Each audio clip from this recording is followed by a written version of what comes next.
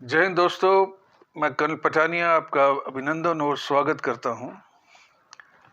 मैंने एक छोटा सा प्रयास किया है एक मोटिवेशन चैनल बनाने का, जिसके अंदर हम करंट टॉपिक्स की बात करते हैं, लीडरशिप और मोटिवेशन की बात करते हैं और साथ ही उन शहीदों को याद करते हैं जिन्होंने हमारी देश की आज़ादी को बचाए रखने के लिए अपनी जानों की कुर्बानी की। किसी भी देश के लिए आज़ाद होना एक बहुत गौरव का विषय है, लेकिन उस आज़ादी को संभालने के लिए भी उतनी ही ज़्यादा कुर्बानियाँ देनी पड़ती हैं। 15 अगस्त 1947 को हम लोग आज़ाद हुए थे और तब से लेके अब तक कुछ लोग निरंतर जो है देश की सेवा में अपनी कुर्बानियाँ किसी न किसी तरीके से दे रहे हैं। अभी ये ज़रूरी है हमारी यंग जनरेशन के लिए कि उन लोगों को याद करना। अगर हम बात करते हैं शहीद भगत सिंह की, सुखदेव की, चंद्रशेखर आज़ाद की, खुदीराम बोस की, अशफाक उल्लाह की, और उसके बाद आज़ादी के बाद अगर हम बात करते हैं उन वीर योद्धाओं की जिन्होंने आर्म फोर्सेस में अपने देश के लिए कुर्बानी दी ताकि हमारी आज़ादी जो है वो बनी रहे। हमने अपने इस प्रोग्राम में अभी तक मेजर सोमनाथ शर्मा जो पहले परमवीर चक्र थे, उसके अलावा लेफ्टिनेंट रघुवा राणे और CHM पीरो सिंह को कवर किया है। और आज हम बात करेंगे एक बहुत ही जांबाज योद्धा लांस नायक करम सिंह की, जो बाद में सूबेदार और ऑनरी कैप्टन रिटायर हुए। इनकी जो शौर्य गाथाएं हैं, इनकी जो कुर्बानियां हैं, उससे हमें कुछ सबक लेना चाहिए और ख़ासकर यंग जनरेशन को उनका पता होना चाहिए ताकि वो खुद भी इंस्पायर हो सके और उसके बाद बाकियों को भी इंस्पायर कर सके।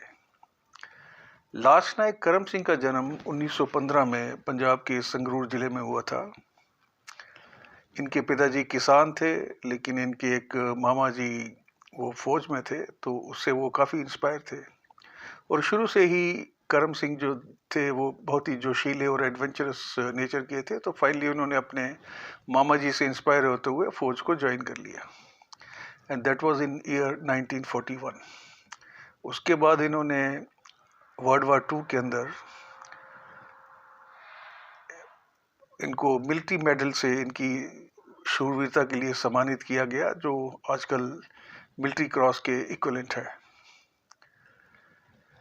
अभी अगर हम बात करते हैं कि कश्मीर के अंदर कबायली और पाकिस्तान आर्मी ने इकट्ठा होके 24 अक्टूबर 1947 को अटैक किया था। उसके बाद 26 अक्टूबर को महाराज हरि सिंह ने एक्सेशन इंस्ट्रूमेंट साइन किया और उसके बाद इंडियन आर्मी ने इनको श्रीनगर से वापस खदेड़ना शुरू किया। अभी इस पूरी लड़ाई में, ये लड़ाई श्रीनगर में भी हुई, ये लड़ाई हमारी जंगढ़, मेंढर, रजौरी, पुंछ सब जगह हुई, और ये लड़ाई जो है तकरीबन 1 साल चलती रही। इसकी लाखड़ी की जो आखिरी पादान थी इस लड़ाई की, वो हुई थी 13 अक्टूबर 1948 के अंदर। CHM पीरू सिंह ने भी उसी लड़ाई में अपना बलिदान दिया था, तिथवाल की लड़ाई में। और उसके बाद जब हम बात करते हैं करम सिंह जी की, तो ये उस समय एक सेक्शन की पोस्ट को कमांड कर रहे थे, अल्फा कंपनी की, और अल्फा कंपनी 1 सिख का एक हिस्सा थी। 13 अक्टूबर 1948 को पाकिस्तान ने सवेरे 6 बजे उस सेक्शन पोस्ट के ऊपर अटैक करना शुरू कर दिया। अभी माउंटेन में देखने वाली बात यह है कि वहाँ पे छोटी छोटी रिज लाइन और स्पर्स होते हैं, तो जो दुश्मन अटैक करता है तो उसको उन्हीं स्पर या रिज लाइन से होके आना पड़ता है, तो इससे जो डिफेंडर है उसको एक एडवांटेज मिल जाती है in terms of field and fire and observation. और तभी जब हम बात करते हैं कि अगर हमने माउंटेन वॉरफेयर में लड़ाई हासिल करनी है तो हमें एक डिफेंडर के लिए कम से कम 9 अटैकर लाने पड़ेंगे।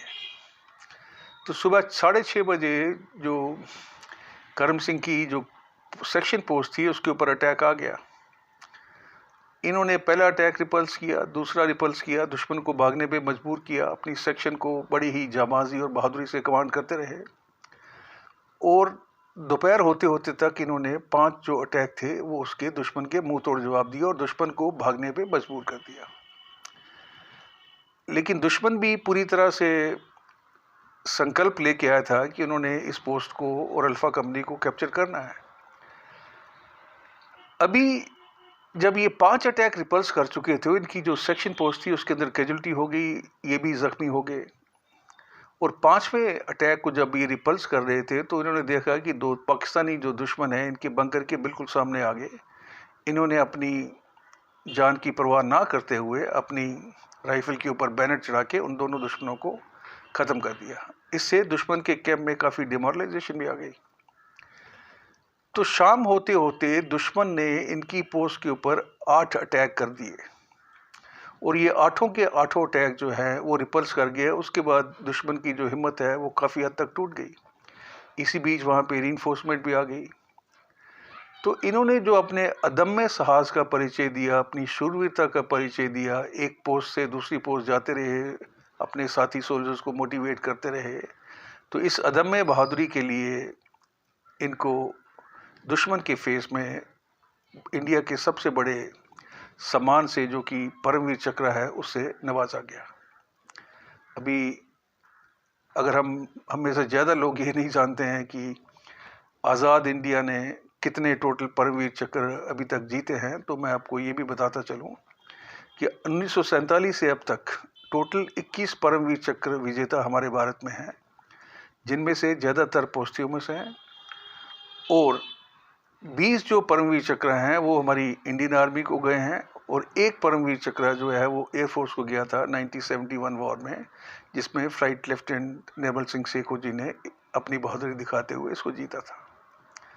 तो उम्मीद है आप ये शेयर करेंगे और अगर आपको पुरानी एपिसोड्स के बारे में जानना है तो आप कर्नल पठानिया मोटिवेशन चैनल को विज़िट भी कर सकते हैं। जय हिंद दोस्तों, have a blessed day, God bless.